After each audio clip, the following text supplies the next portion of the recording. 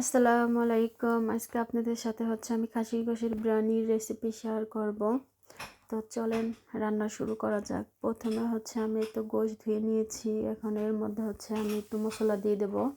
এখানে আমি ধনিয়ার গুঁড়ো, জিরের গুঁড়ো, হলুদ গুঁড়ো, গরম মশলা আর লবণ দিয়ে দেব। এখন আমি ধনিয়া পাতা কেটে রেখেছিলাম, সেটাই দিয়ে দেব।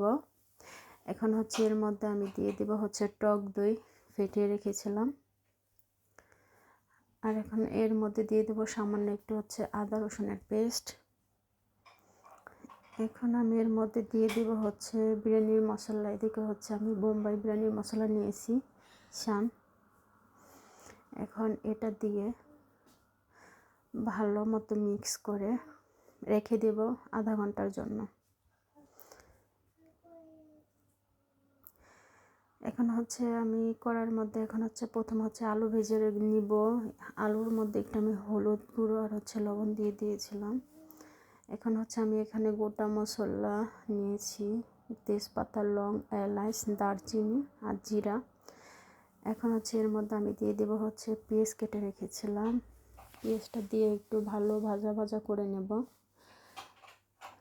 নিয়ে এখন এর মধ্যে আমি দিয়ে দেব আদা রসুনের পেস্ট দিয়ে আবার একটু নেড়ে চেড়ে নেব। এর মধ্যে আমি দিয়ে দেব এখন টমেটো কেটে রেখেছিলাম, সেটাই দিয়ে ভালো মতো নেড়ে চেড়ে এখন যে গোশটা মশলা জড়িয়ে রেখেছিলাম সেটাই এখন দিয়ে দিচ্ছি। দিয়ে ভালো মতো নেড়ে চেড়ে কষিয়ে নিয়ে আমি ঢেকে দেব 20 মিনিটের জন্য। এখন আবার 20 মিনিট পরে ফিরে আসলাম। এখন আবারও ভালো মতো একটু নেড়ে চেড়ে নেব।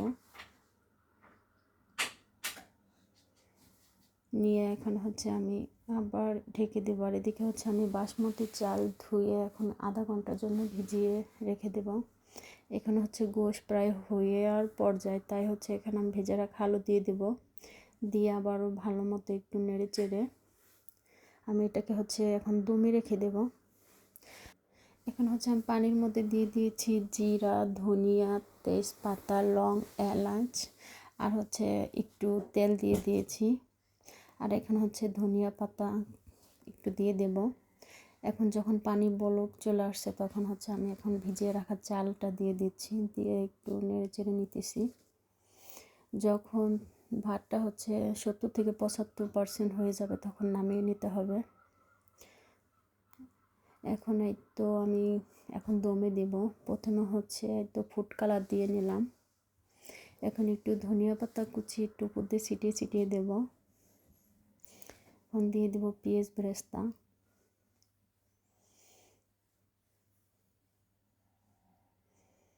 এখন 2-3 পিস লেবুর পিস দিয়ে দেব, টমেটোর পিস দিয়ে দেব।